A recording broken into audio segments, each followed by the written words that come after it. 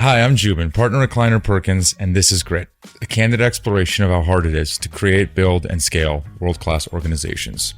The goal of this is not to talk about how successful my guests are, rather a real conversation about the personal and professional challenges they have faced. If you're a fan of the show, please follow us in the podcast app, find us on any of the socials, YouTube, etc., or just tell a friend. Thank you.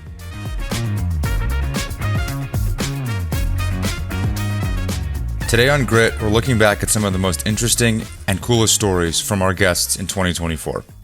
You can find links to all these episodes in the podcast description.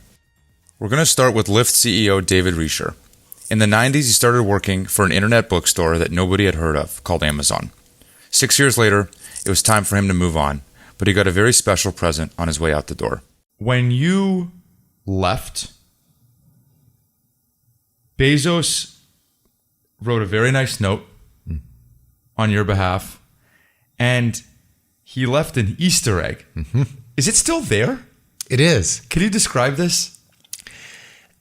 Yes. So this was one of the, 10 least expected things in my life. So a couple weeks before I left, I'll give you a tiny bit of context. So I had told Jeff that, there was time for me to go. And he said, David, that's nuts. Like, that makes no sense. It wasn't like quite a stupidest decision I've ever heard type conversation, because it wasn't sort of aggro in quite that way. But it was more along the lines of, David, let me just make sure you understand something. Like, if I got hit by a bus, you would be running this company. And I said, well, Jeff, that's extremely kind. And I appreciate your saying that. By the way, my life goal is not for you to be hit by a bus. So I don't want to sit around and wait for that. And anyway, you're doing a great job, and I got other things I want to do in my life. So anyway, that was the context. It took about 6 months or so to leave, and it was a whole thing. About let's say 6 days before I left, again, my phone rings. I can't believe I'm saying this for the third time in one interview, but literally it does. And it is Jeff saying, I have a couple questions for you. What are some of your favorite books? What are some of your favorite movies? What are some of your favorite, songs? And I'm like, okay, sure, I can answer these questions. And I'm like, what's up? And he's like, oh, I'm just, whatever, working on a thing. But cool, okay, fine. So then the last all hands meeting comes on one of my final days at the company, and Jeff stands up and does kind of his thing. And then he says, before I finish, I just want to share something with you, the audience of all, I don't forget how many people were at the company at that point. And so he pushes a button. He actually goes to a very particular point on the website, which is kind of a hidden thing, and clicks a hidden link. And then up pops this Easter egg, which, for those of you who don't know, many people do, would be sort of a hidden part, in this case, of the website, the Amazon website. And the Easter egg says something, I'm not going to get this right, but it says something along the lines of, David, you're part of the DNA of this company, and we couldn't have done what we've done without you, or something along these lines. Very kind. And then he says two things which are even more meaningful. He says the first thing is, this website, or this Easter egg, will live in perpetuity on the Amazon website. He's made good on that promise. It's still there. It's hard to find, and it's degraded slightly, but it's still there. Number one. And then number two, he said, and as David, of course, wouldn't have it any other way, this page has links to many of David's favorite products, because every page has to be selling. I was a big always be selling, always be closing, retail's detail guy, and so then it has a list of all the different products that he talked about as kind of my favorite products, and that's it. It's amazing. Yeah. How long were you there for? It was 6 years. So I think I'm going to get this right. So I joined in 1997 at the beginning, and I left at the beginning of 2022. 2022. What am I saying? 2002. Thank you. And where did you go? I went to the University of Washington to teach at the business school. And I guess why? Yeah. I guess at that time you'd done so much of the heavy lifting. 5 years later, right. Obviously there's still so much opportunity ahead of you there. Mm-hmm. What weren't you getting from the company? Yeah. Nothing. I was getting everything from the company. The company was amazing. It was amazing. So it really wasn't that. It was, I guess it was, but in maybe a different sense from the way I thought I heard the question.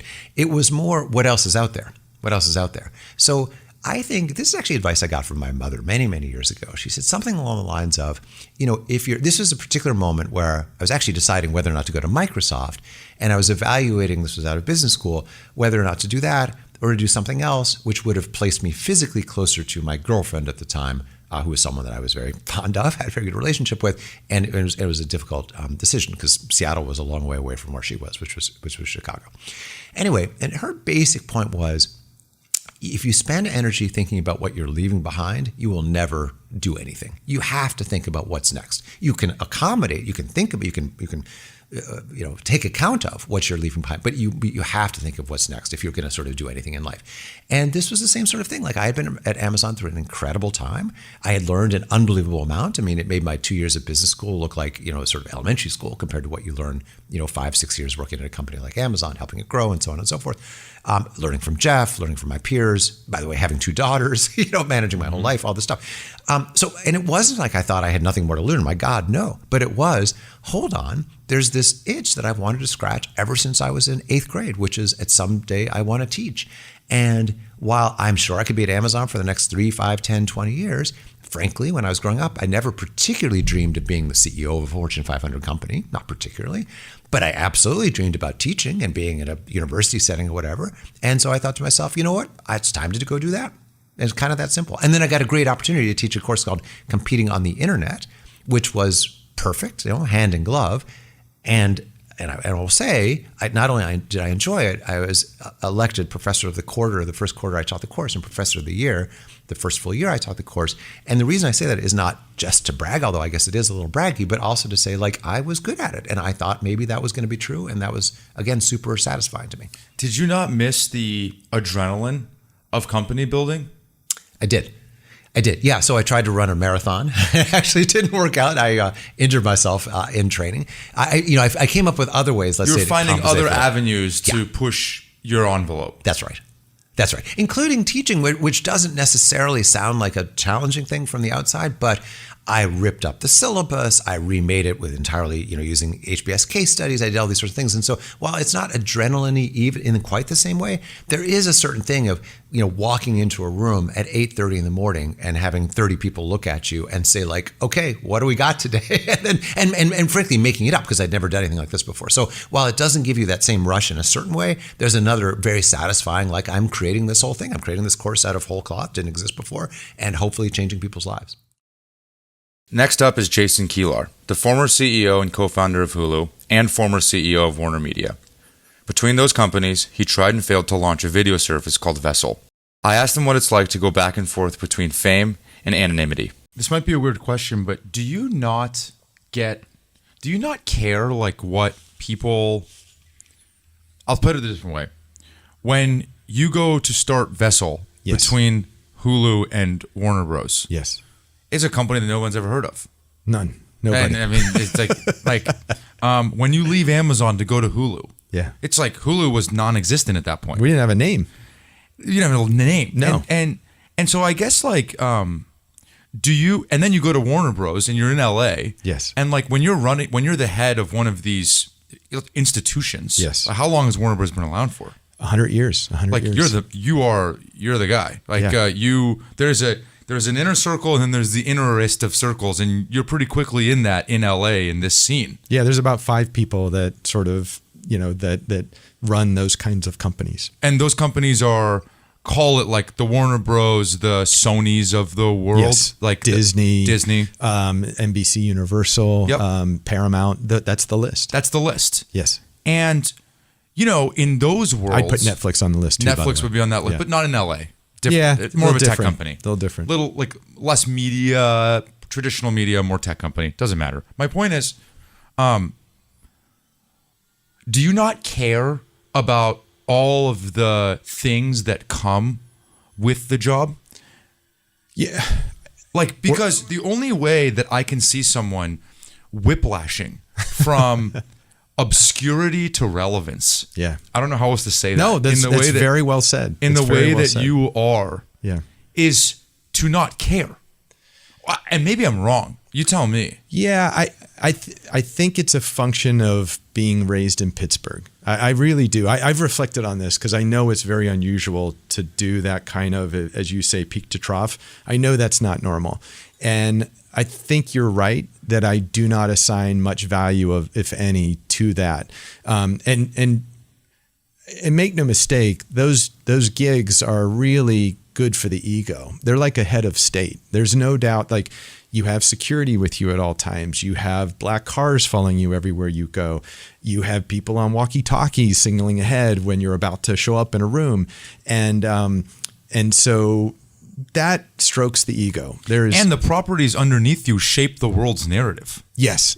There's no like the influence that you have is unbelievable too. Very, very much so. And make no mistake, like to say that I adore that function is an understatement. Like it is a joyful thing, especially when you're able to do it with such talented people and you have a clear mission and a clear vision and you're successful in going after it. And so when I look at my time at Warner, I tell you that the one word I feel nonstop is gratitude, because it was amazing.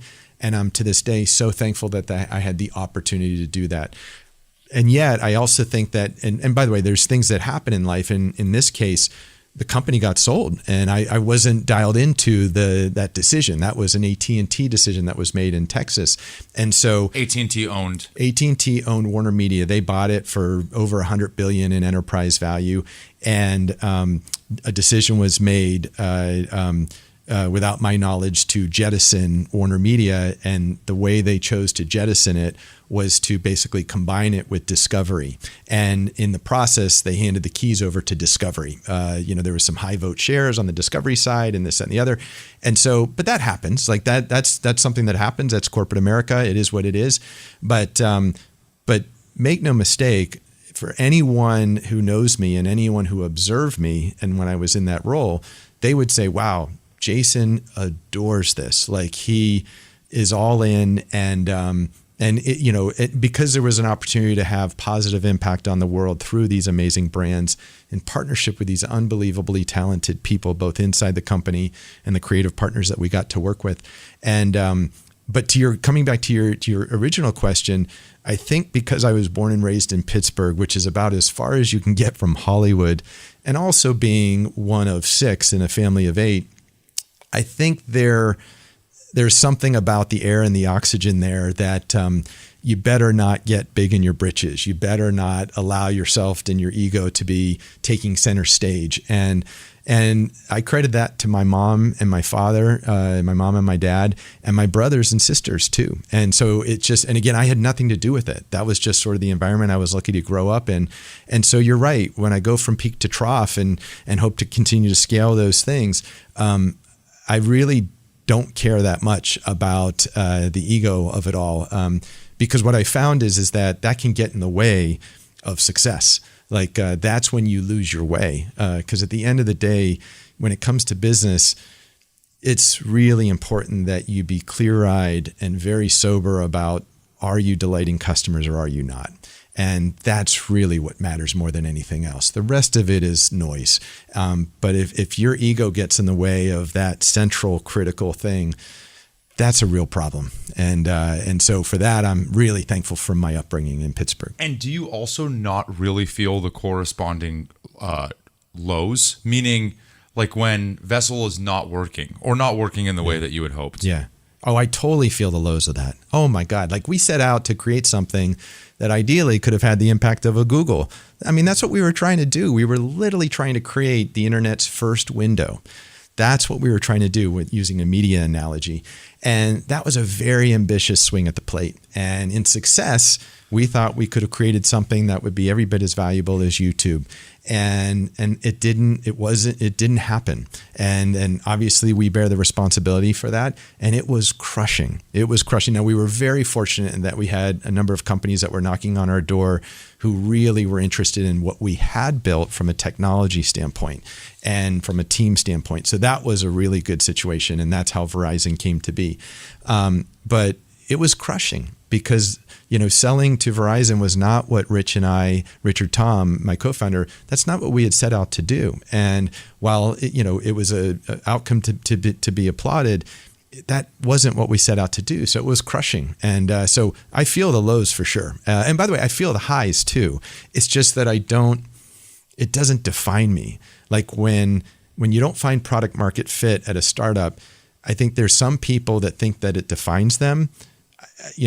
I don't. I think that I'm very good about separating who I am as a human and my value as a human from a situation where we as a collective team, with me being the most accountable, did not find product market fit. Those two things in my mind are two separate things, and it's okay for them to be separate. Well, and I do think that separation is both what creates your ability to stay grounded when you're the CEO of a company like Warner, and your ability to stay grounded when you're grinding to find product market fit in an early stage startup. Yeah. Right? You can separate yourself from it because,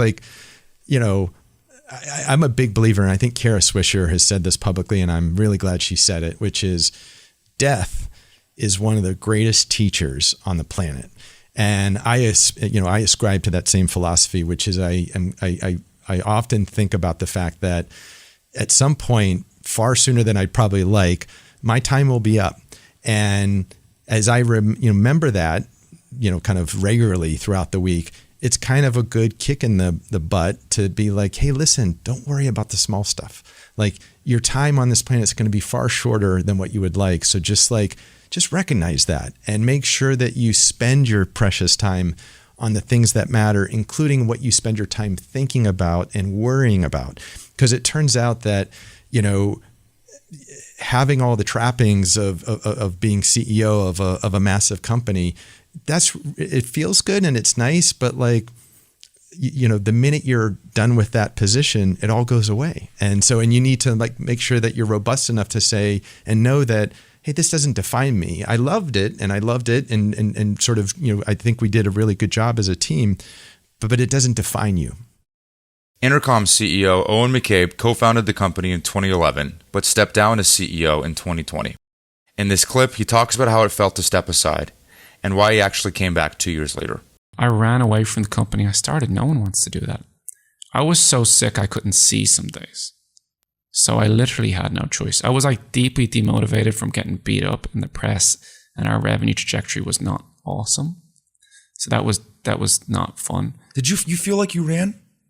I had to. I literally could not see some day. I was on calls and my eyes were open and I saw a blur. Wow. Yeah, exactly. And I'm like, okay, well, I'm dying. So fuck SaaS companies right now. Yeah. And I totally ran from it. I'm like, this is not the most important thing in my life. And of course I ran. That didn't feel good. To a builder and a person whose purpose is so intimately tied to a project like Intercom, leaving it, especially when you're needed, feels not great. Did you think you were going to come back? No, that was never my plan. I thought we would sell the company. We were talking to some really big companies that were chasing us. I thought I had pulled a move of epic proportions where I stepped away and someone else would have to be the CEO post-acquisition. I was like, wow, you nailed this. Yeah. And then that didn't happen. Fell apart. And then we were supposed to go public on the 15th of June. During COVID. During COVID, 2022. Yeah. And then that fell apart, like a lot of IPOs. And I'm like, well, this isn't about to have a tidy ending. Not only do I feel shit for running away, but the thing I have so much of my personal pride and net worth tied up into is headed in a really, really bad direction. And I had already sold equity and had money in other places and assets. And so the money thing wasn't the primary driver. But Intercom was something that I was just very personally proud of. It's a creative endeavor. It was my way, due to my insecurities, to project to the world what I'm capable of. And when it started to fail and look crappy and shitty, so did I. And that was my own failings. Someday perhaps I'll learn to be happy without the projects I care so much about being a success, but it wasn't. And so I had to come back.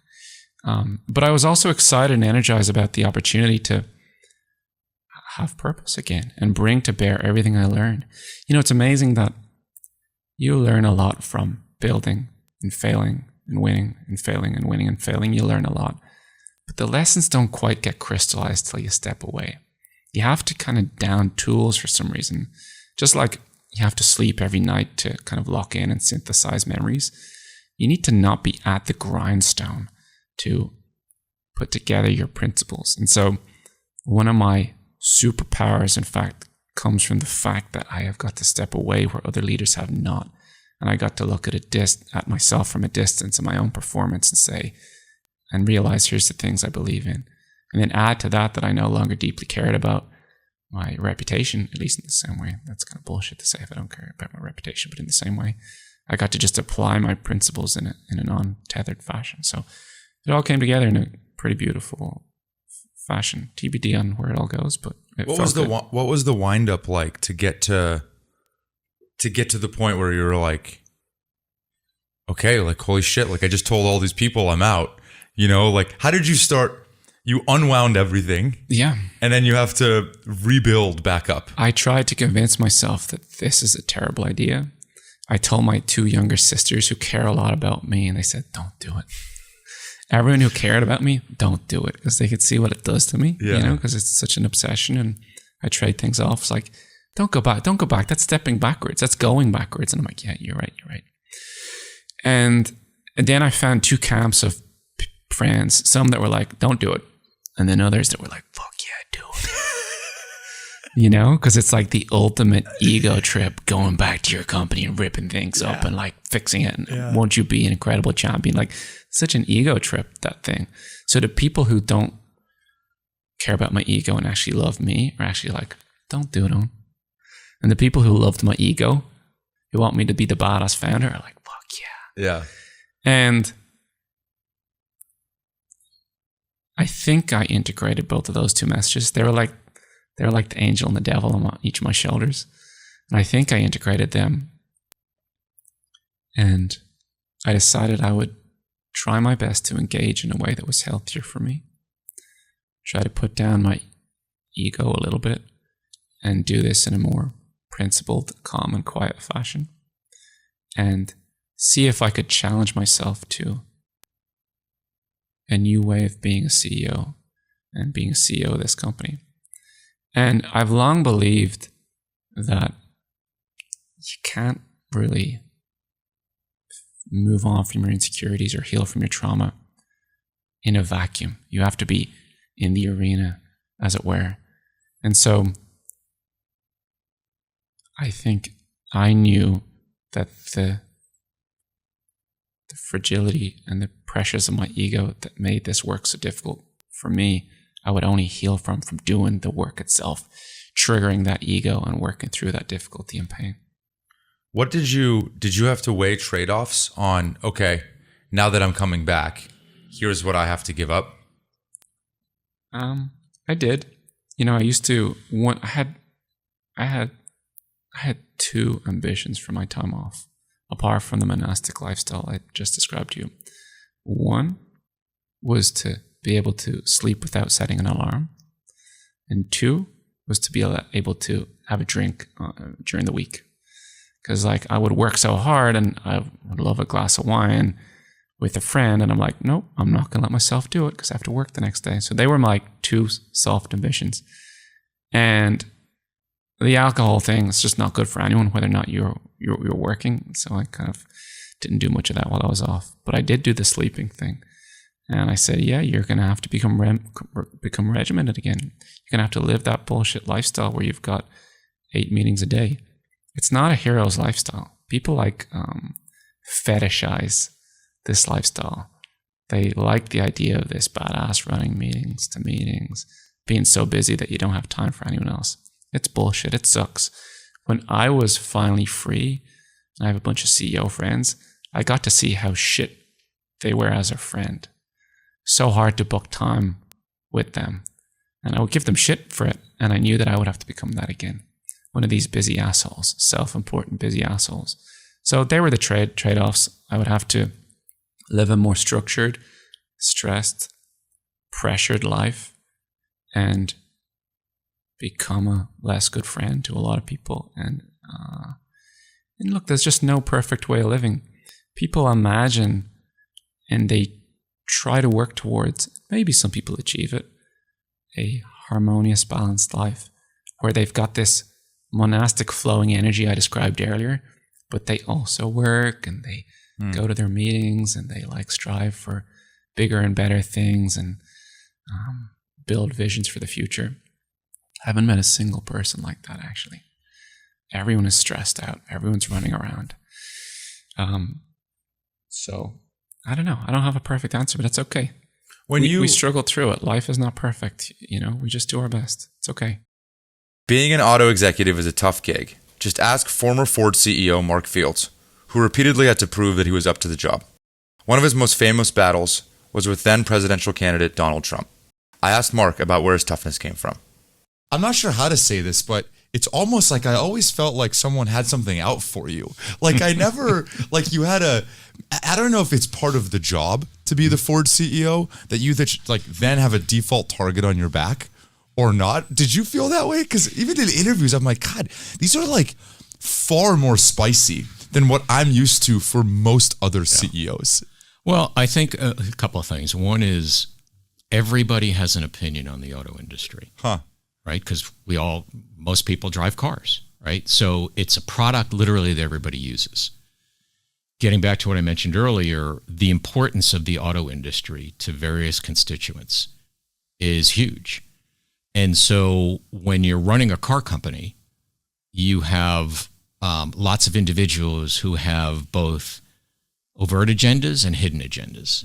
And that's just part of the job. It's just part of the job. Like I remember when Trump was running, wasn't this 2016? It's 2016. You were the CEO. Yes. And I remember him coming down your street, no pun intended, for saying that, I think what you said was, we're going to build more manufacturing in Detroit and we're going to build manufacturing in Mexico. We're just going to up our manufacturing. Yeah, exactly. And then he went on a tear. Well, it was even more interesting because I didn't realize that was you when So, it's really interesting when when I made those kind of announcements, and I heard his response, I immediately was going to pick up the phone and call him, because I had met him once or twice before when he was not running for president, et cetera.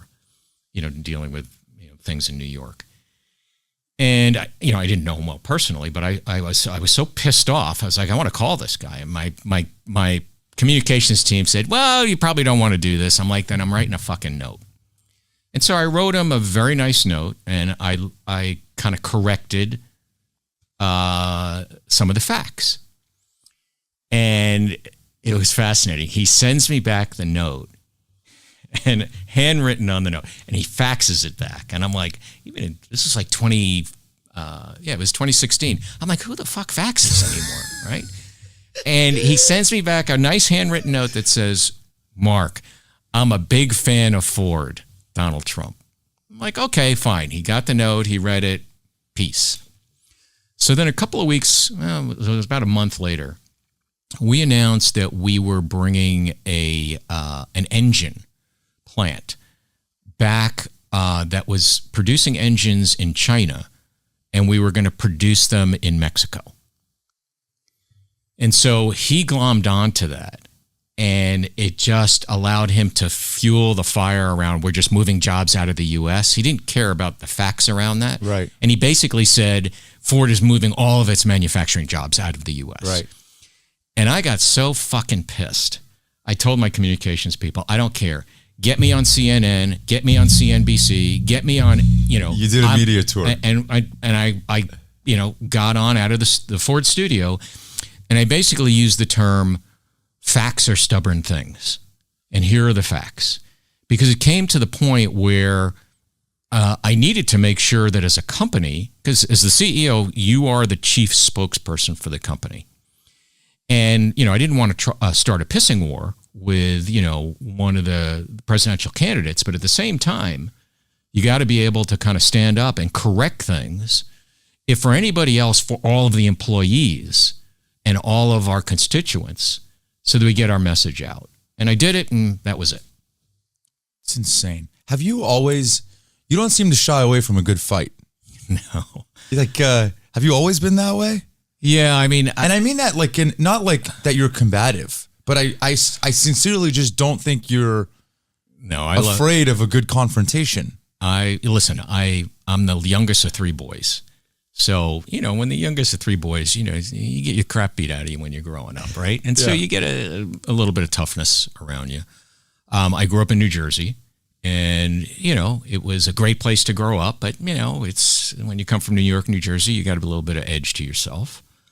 And, I've always tried to run to the fire. It's funny, when I was CEO, we hired a lot of employees. We were doing one of our biggest manufacturing expansions across the globe. We were hiring a lot for not only our existing product plan, but for things we were doing with EVs and autonomy. And twice a year, I would do a big session with all the new employees. And my team came to me and said, hey, they'd love to hear from you as the CEO. I'm like, great. And they'd like, hey, they'd like to hear how you got to be CEO. And it's like, wow, that's kind of interesting.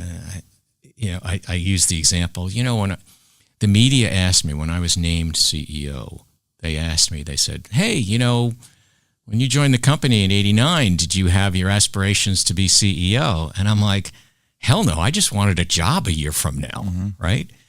And so I didn't put a presentation together. I put a couple of slides, but I'm not a big presenter. I just like talking. And so they asked me, what pieces of advice would you give, new employees? And I said, one of the key pieces of advice I always give, whether it's our new employees or when we're recruiting on campus, is just run to the fire, right? Go to those assignments that not necessarily are the sexiest ones out there that everybody wants to go to. Go to the ones that are really going to stretch you and challenge you. And, in my career at Ford, they always sent me to places that had to be fixed. And my thought was, hey, I'm going to go there. It's going to be tough, but I'm going to learn a lot of things. And if I'm successful, well, that'll help my career. If I'm not successful, I will have learned a lot of things, and that will serve me well in whatever I do next, whether it's with Ford or somebody else. But, I always kind of thrived on those kind of things. Next up is John Hanke, the CEO of Niantic, aka the company that made Pokemon Go. He told me about why he decided to sell his previous company, Keyhole, to Google, and what traits he looks for when recruiting at Niantic. When we talk to people and we're recruiting people, hiring people here, I talk about, whether it's a fit for them. I mean, it's a commitment to come into a growth company, even a later stage company like this one, in terms of that balance between, risk and safety and comfort. But what you're trading is that feeling that your contribution is meaningful, that the outcome hinges on what you do. And when it comes to like what gets you out of bed in the morning, that's a strong pull. That's a strong pull to really feel like you're doing something important, and that if you show up and do it well, it's going to affect the outcome. And if you don't show up or don't do it well, it's going to affect the outcome. And I think that's a very fulfilling thing to have in one's life, but it does come with trade-offs, and it's not the right time for everybody. It's not the right place for everybody, and it's not always the right time for everybody, in the sense that you might be at a life stage, maybe you've got 2 young kids and you have huge demands at home. That may not be the right time to start a company or join a startup. If you have other options, maybe a more comfortable, being in a large company might be a better place for you at that time. Maybe later, and things are kind of more under control, you make that jump, or maybe it's earlier in your career, you don't have those obligations yet. I think everybody has to make that decision. But yes, I know exactly what you're talking about. The company that we sold to Google, Keyhole, had been, we started it in 2000. It was right before the sort of original .com, it was during the .com frenzy, but the .com bust came in 2001. So we had a certain amount of runway, and then basically no prospects for raising capital at the end, because there were no investments being made. Silicon Valley was a ghost town. And we struggled through. We pivoted the company from consumer to a B2B company, our global map, we were selling it into engineering companies and real estate companies, and not what we started out intending to do, but we had to do that because we had to generate revenue to stay in business. We raised money from friends and family, dipped into savings, got some bailout investments from folks like Jensen at NVIDIA who came in and invested and kept us going. Great early application for non-game application for 3D graphics.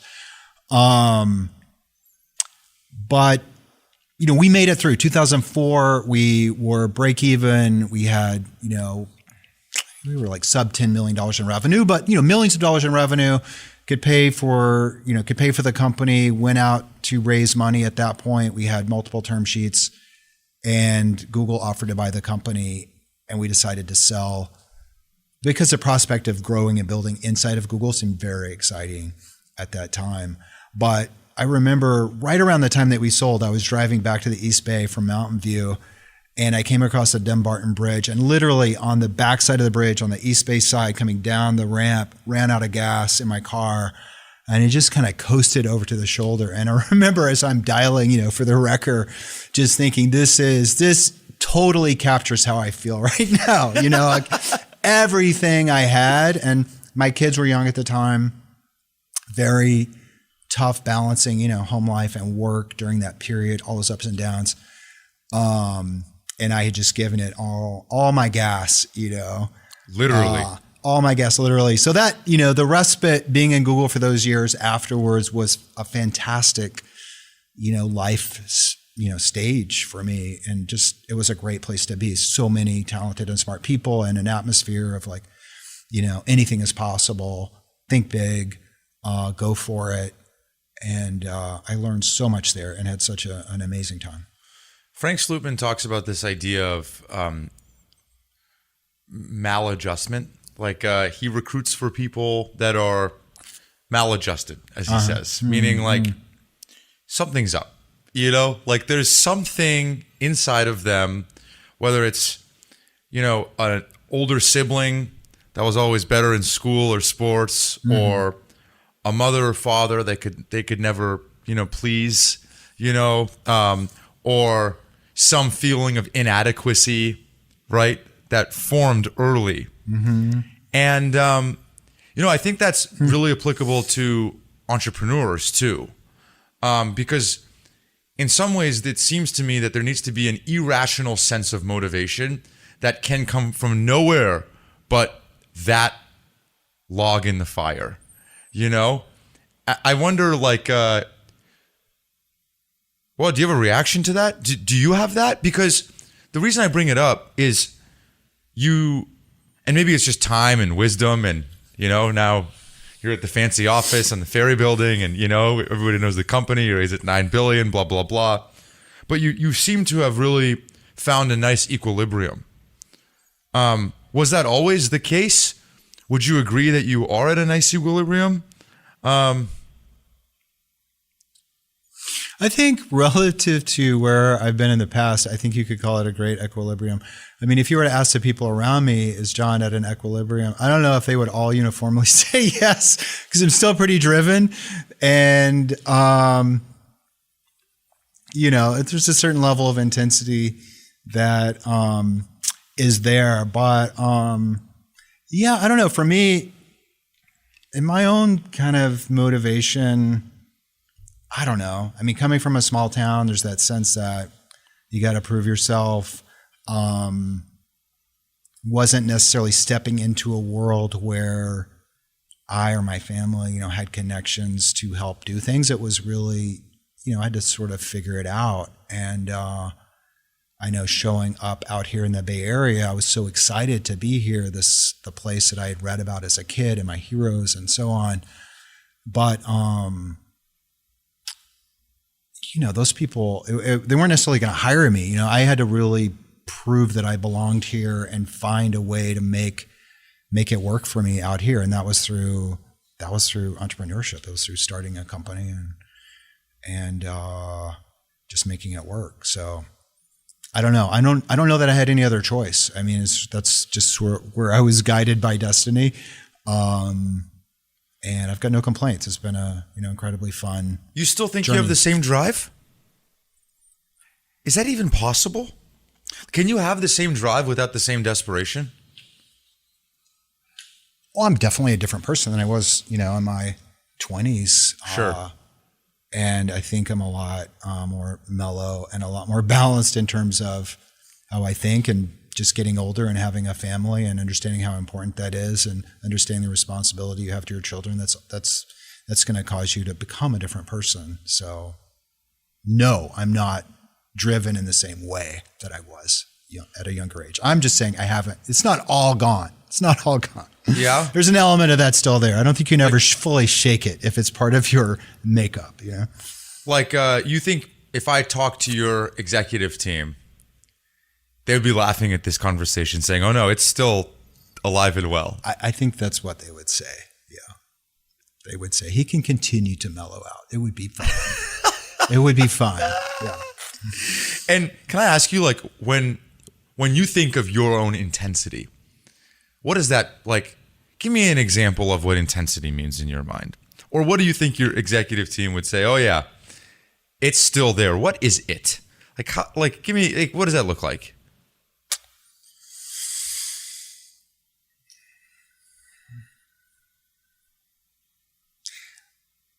I mean, it's just bringing energy to the problem. If you're up against an obstacle, say something's not working, maybe it's a product, maybe it's a particular feature, maybe it's a marketing campaign, maybe it's a business partnership, something's not working, you have to figure it out, and you want to figure it out. It's important to make it work, to make it right. You want to look at every possible permutation of things that you, the team, the company could do to make it work. And you want to do that expeditiously. Sometimes you don't have an indefinite amount of time to figure it out. So intensity is just exploring those options, those opportunities to solve the problem, and working with your team and the company to do that, and bringing, energy and perseverance and, a sense of urgency to it. It's just caring about the outcome and trying to make it happen the way you want to make it happen. Many businesses were disrupted by COVID-19. Very few were disrupted as badly as Magic Leap. In this clip, Rony tells me the story of how he found out about the pandemic and why he's not angry about what actually happened to the business. Let me bring it to January 2020, which is a really interesting time. January 2020, I'm there in Tokyo with NTT Docomo, strategic partner of the company, largest telco in Japan, amazing, great partners. They had a future of computing and networking event. It's like the future of 5G and spatial computing. And we were like the main guest stars. So it's at this thing called Big Sight in Tokyo, a giant Coliseum arena, 25 to 30,000 people there, tons of developers. And I'm walking around and I felt like I was in the movie Blade Runner. There were so many developers building amazing things with Magic Leap, like things the size of city blocks inside this Coliseum, where you could see the future of retail. You had everywhere people wearing Magic Leap systems. You had a home, an entire home inside that thing. You could walk in and you could see like kids playing with like Magic Leap creatures flying around, future virtual televisions. It was just completely insane how dialed in the Japanese developers were. It was probably one of the only times in my life I felt like a rock star, because they were so excited about this like Magic Leap NTT thing. We gave a keynote talk. Gary Natsume, who was the head of design at Magic Leap, he's still there, was with me, originally from Japan, speaks fluent Japanese. So he was kind of my like guide through all things Japanese, first time there. And we were like on stage together giving a keynote. Huge crowd. We're getting huge applause. It was amazing. And then we were meeting with the CEO. He also gave a keynote with us. If you were there at that time, you could feel like, what could possibly go wrong? We're having a peak moment. This is like why we were building the company. And to feel so embraced by another country, it felt like they were 5 or 10 years ahead of America. That's what it felt like. The cultural understanding of integration of spatial computing, AI, robots, all of it was just some kind of amazing. It was like a Wired magazine future issue come to life. It was one of the coolest trips ever. On my way out to the airport after the event, going to Kyoto, all of a sudden I see all these people in like white, hazmat suits. And it's like this panicking at the airport. I'm getting these text messages from my wife about this thing called COVID. People are freaking out. She's like, you got to cover your face, put on a hoodie. And she's like, you might get stuck. They're shutting down the airports in Japan. I was like freaking out. So luckily I got out on a flight before they shut down the country. And I was supposed to go to San Francisco, landed San Francisco, and we had meetings with investors and partners right after that trip. So late January, I landed in America and it's like nothing. This COVID thing is only happening in Asia. So it's like, okay, I'm glad I got out. Everything's cool. And it's just like the exuberance of what I was feeling in Japan continued on the West Coast. We're meeting with our key partners. I meet with investors. People are talking about taking us public. They're very excited about the Gen 2. We're going to do a keynote at CES and at the end of the year. So I'm in just like really great mood.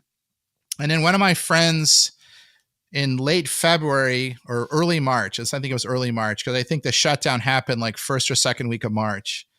He says, you need to get your daughter out of college. You need to prepare for the whole country shutting down. And we were in the middle of a large round. We were basically working with some top banks, talking to all these institutional investors. I was feeling really good about it. And then I'm getting a call from a friend in New York who says they're going to shut the country down. The National Guard is like surrounding a city in New York. I'm trying to remember the city, like New Rochelle or something. They were like shut it down. And then like a day or two later, they shut down New York. They shut down the country. We couldn't go to work, and everything we were doing on the investing side blew up. And I would say from like middle March, you could actually, if you look at the Dow Jones just goes straight down.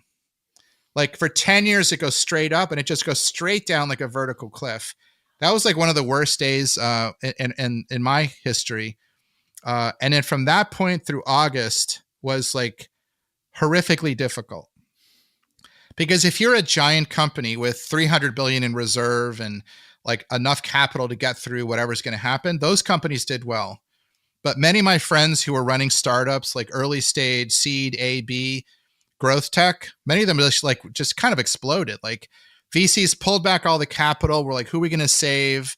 I met with top friends in venture and banking. They're like, you'll probably come out alive, but it'll only be like parts of you left. Most other companies are dead. And it was kind of this crazy time where the way things were for a decade and the whole optimism all in like an instant changed. So from that March to, I would say August, it was just like a free fall. And the thing that I guess was the good outcome, if there is any good outcome, is that we were able to keep the company going. But it was at great cost and great sacrifice and a lot of like damage to what we were doing. So the company that came out the other end isn't the same company. And I didn't want to be part of that anymore. And is that because of, was the COVID deceleration because of the funding, or because people couldn't collaborate in person building a piece of hardware? I think a couple things precipitated. One, when the markets collapsed and the world shut down, investors of all types panicked. So if you're in the middle of a large capital raise as a company that like needs capital, like if you think about the people we compete against, who now looking back have spent 40, 50, 60 billion, if you're Apple, or close to 100 billion as Meta. We're competing with them at, let's say, 40x, 50x less capital, but it's still a very capital intensive thing. Like if you cut the funding of Tesla off between the Roadster and the Model S, and basically capital just pulled back for a year, it would have been very difficult. So I say one of the most difficult things was the capital enthusiasm around complex change the world projects pivoted almost overnight in spring 2020 through the summer. And then it came back slowly in fits and bursts. Like there was an exuberance again in 21 and it pulled back again. So if you kind of look at the stock market, the Dow Jones, it was chaotic. And some companies flourished, like Zoom, remote video, that had enough scale, they had enough funding, they were perfectly situated to take advantage. But if you were in building mode, and we were definitely in building mode, we were in the middle of building to launch our next gen. We were investing in Gen 3, which was the beginning of Apollo. Like, we weren't a cash flow positive company. In fact, no one in spatial computing is cash flow positive. It's a field that requires intense, sustained investment. And the mindset of investors before the pandemic was belief in long-term sustained investment. I think today you're starting to see that again, maybe in like Gen AI. Like, there's some investors willing to put billions into an OpenAI or Anthropic. They're losing billions per year. It took until recently for some level of enthusiasm to come back to do these really big swings, but that's primarily software. I'm actually not seeing it anywhere in hardware. Building complex hardware, taking on an Apple, taking on compute, OS, all of that. That was a enthusiasm I felt prior to the pandemic. I felt it dissipated in a very significant way afterwards. So that was a very big deal. Now add to that, shut down the company. People can't come to work. We had to come up with protocols like, how do we get someone in the factory floor wearing a hazmat suit so we can continue production? So it just blew up timelines. It blew up morale. It was an incredibly difficult time. Do you feel bitter? Like this, what we're talking about is not that long ago. No. I would have to say no. And let me tell you why. I think if you're a founder builder, you have to pick yourself up and keep going. And if you believe in yourself, if you're imaginative and creative, you realize you have 1,000 more ideas. There's always the next thing you could do. And I was thinking, who am I going to be angry about?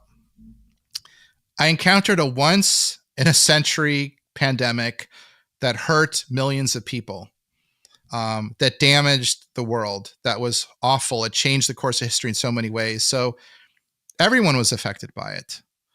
You can go shout at the universe, but there's no one to be angry about. Like, there just is. Something just starts, like a meteor hits the ocean. Like, what are you going to do about it? You have to pick yourself up and keep going. So I think being bitter about something you have no control over, like a universal level event, this was a once in a century black swan. I thought it was just one of those things where I didn't see it coming.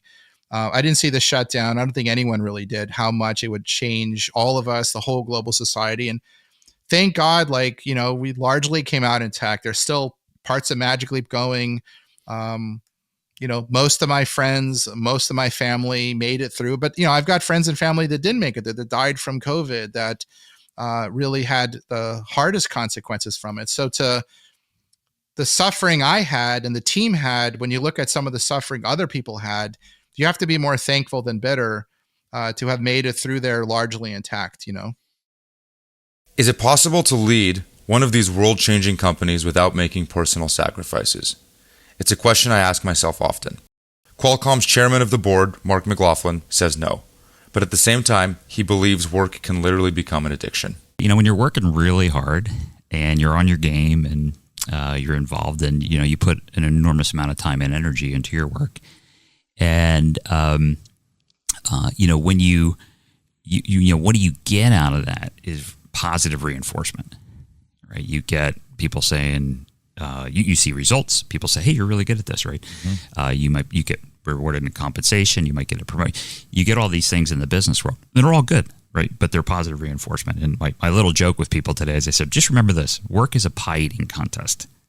And when you win, you get a pie, right? So, yeah. So there's the aspect of when you're just in it like that.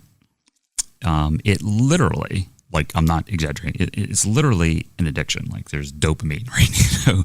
To get the positive reinforcement. So it's not hard for us to become addicted to the positive reinforcement and feedback mechanisms of work. And they're good to a certain point, but then they're just like any addiction where you can do too much of this, right?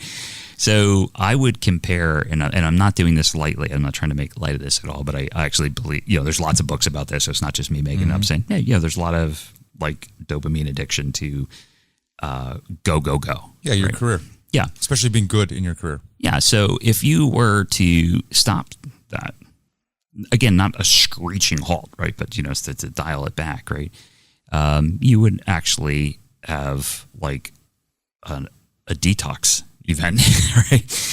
So I had to give that background to answer your question. It's like, that's the first, not just week, that's the first 3 or 6 months, right? Where you don't have that anymore, or you have less of it, and you're fumbling around with your phone every morning because you know, what did you used to do? You get up and you watch, you know, you get on the treadmill, you watch Jim Cramer, you're checking your text, right? You know, and you do that until 10:30 at night, and you start again at 6 o'clock in the morning, and you know, it's you're on it, right? You know, and then you know, less people are reaching out. Why would they? You know, they're going, in my case, to Nikesh for decisions now, right? You know, so the absence of that is like coming off of something, a stimulus, and it's just like any other caffeine, whatever. If you gave that up, you know, it'd be very hard to do that until you didn't, you know, for a while, and you came to a new normal, right?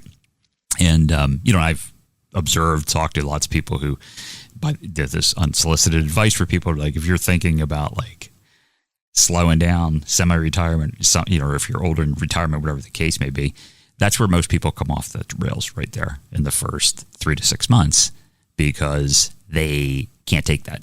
And they go back in. They do one of three things. They go back in, usually in something not great, because you know, they're running from, not to something. They exactly right. You know, or they take up their hobby with a vengeance. You know, like golf, or I don't know, whatever it is, like all the time. You know, and then that peters out pretty quickly, because that was supposed to be relaxation. That can't be your life, right? So they get confused about that, and they go do that. Or they'll do another thing, which is without giving themselves time to sort it out and figure out what they actually want to do, where do they want to allocate their time. Lots of people will come to them and say, "Why don't you do this?" You know, and I was fortunate. Lots of people called, you know, join this firm, do this. Yeah, come be GP here. Be the CEO of this, like board of this, and so they say yes, right? So they find themselves very quickly working just as hard as they used to work, but they're doing it across 8 platforms instead of 1. And that's in a lot of ways worse, you know, to do it that way. You know, and I'll talk to them, let's say, man, I'm busier than I was when I worked, you know. You're like, well, yeah. Why do you think you did that, right? Primarily because you didn't give yourself enough time to sort it out. And the reason we don't give ourselves enough time is we're scared to death. It's back to the identity thing. If I'm not this person, who am I? If I stop for a while, even if it's just to take time off, let alone to, you know, go retire, somehow we get ourselves super convinced that our half-life on being valuable is, you know, 3 months. Like if I'm not in the game, you know, for some reason, nobody's going to want me. Yeah, I forgot everything I did and everything I learned, and I better just say yes, or nobody's going to call me anymore, right? And I know that sounds insane, but it's so true when I talk to people and say, yeah, go take 6 months and don't do anything, right? That's my primary advice, because you'll make way better decisions because you got to detox afterwards. And the response is, I can't do that, you know, for 6 months, and nobody's going to want me anymore. I'm like, that's crazy, you know, but I know I've been there. You can scare yourself into these, you know, kind of bad decisions, right? So, do you think it's possible to be a big time CEO and not sacrifice in the way that you did? No. So this You're convinced of that. Yeah, and this is super important. Like in this is, and I mentioned this a little earlier, so I'll double click on it, right? Which is, we have a lot of ways to rationalize all our decisions in life, right? One I mentioned, which was to go home and say, I'm doing this for us, for the family, for the kids. We've got $100 million in the bank, or whatever, you know. But I got to keep going because I don't know why, right? But I'm doing it for you. I'm doing it for us. Why you give me a hard time for not being home, right? You know. But the second one is that one, and that's the. I'm sure there's a word for this in behavioral, psychology, right? But it's the binary thing. We convince ourselves that we can only be binary, like either I must be 110% or I must be 0, as if there's nothing in between those things. So the answer to that question, I think it's extremely difficult, going on impossible, at least for me, my own personality, to say I was going to go be the CEO and get that job done right and do it well, in a way that I wasn't leaving everything on the field every day. Right now, I know other people who are very successful CEOs who have a much better balance than I did. So when I'm saying these things, I'm a terrible example. You couldn't. I couldn't. I think to be a CEO of a large public company today, you by definition have to work a lot, right? Yeah. Whether you have to work the 11th hour in the day or the 10th, right? That's the marginal piece that I think the answer is you don't have to do that, but it's easy to do it. And that might be the hour where you had dinner with your family. Totally. Or the hour where you tucked your kids in bed, right? Or the hour on Saturday morning when you're at the park and you're supposed to be at the park, but you're at the park staring at your phone while your kids run the swing, right? It's those marginal hours that I think make the real difference about your presence, at home. So, who's an interesting case study on this? Carl, who you know well, Eschenbach. Yep, we're good buddies. Yep. And he was sitting right here in this chair, and we talked about some of this stuff. And he was just leaving Sequoia to go to Workday. And how do you reconcile? So, Carl, pretty open, talked to the board of Workday and was like, I'm a package deal, with my wife. Interestingly, Carl had the cake and eat it too gig where he got all of the identity of being a Sequoia partner and the juice that came with it, but it's not full-time operating. It's just different. It's not the CEO of Workday type job.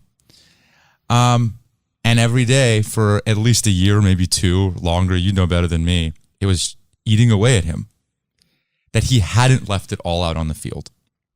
He hadn't reached the crescendo of his career yet. And that he couldn't live with that. And so he found a way to make that work. How do you what do you think of that? Again, you're good friends with Carl. So I'm sure you two have had very long talks about this. Yeah.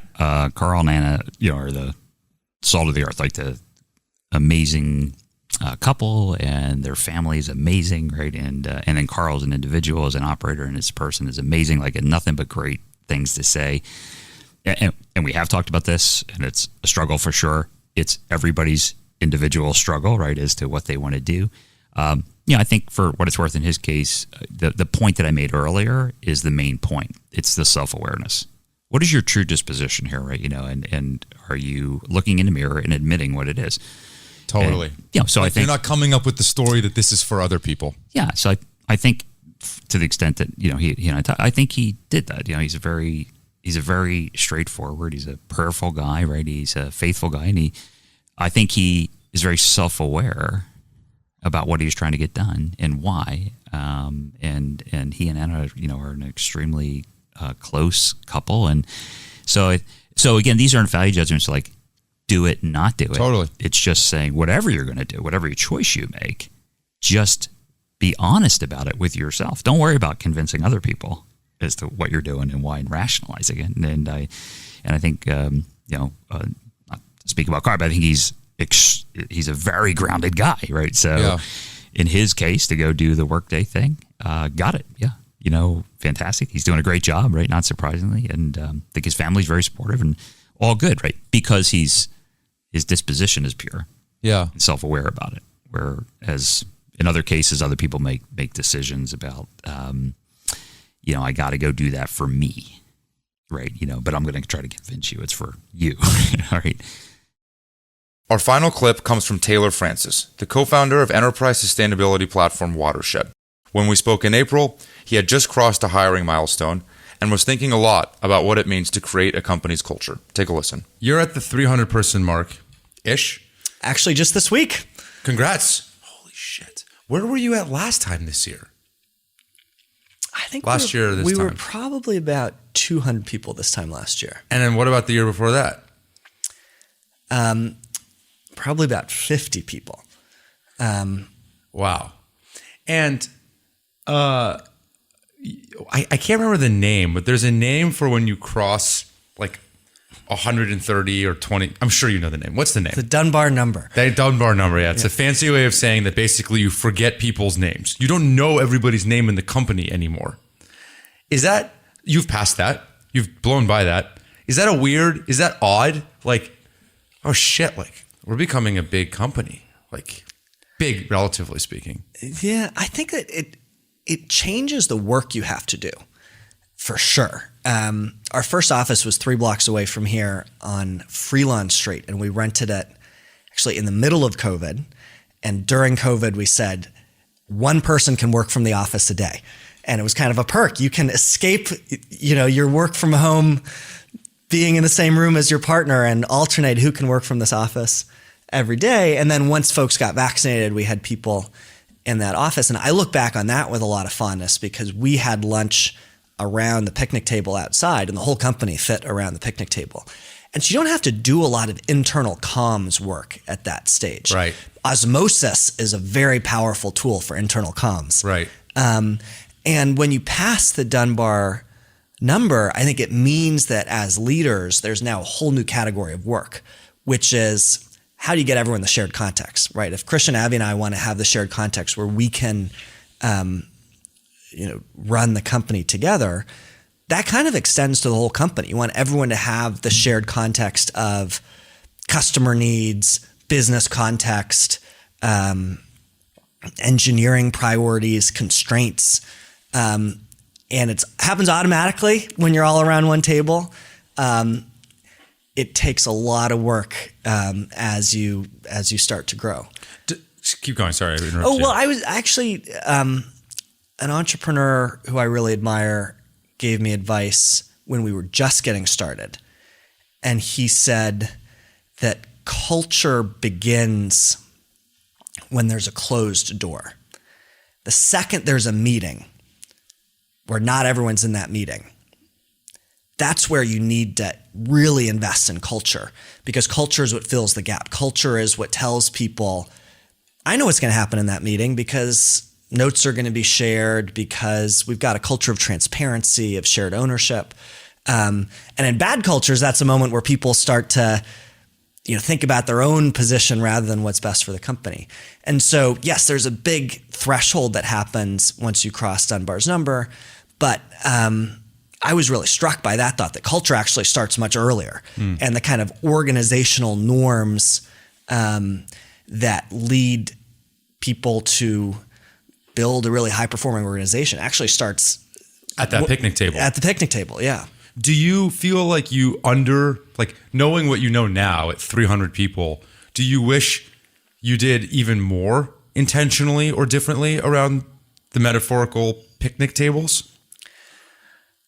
I'm glad that we were intentional about writing down our operating principles, which we did in Golden Gate Park with 4 people when it was in the middle of COVID and we were in a social distancing 10 feet away from each other vibe, but brought our laptops into Golden Gate Park and wrote a doc of what are the principles that we want to be true about how we work. And we've kind of evolved those. Initially, we evolved them every time a new person joined, and that didn't really scale. And so we evolved them every year now at the all-company offsite. So I'm really glad that we kind of created that tradition before the picnic table, in a kind of COVID era outdoor picnic environment. I wish that we had invested more in the mechanics of internal comms, in the maintenance of Notion docs and Slack norms. And there are many things broken with Watershed. One of the things that is broken is that we've got a bit of information sprawl at the company.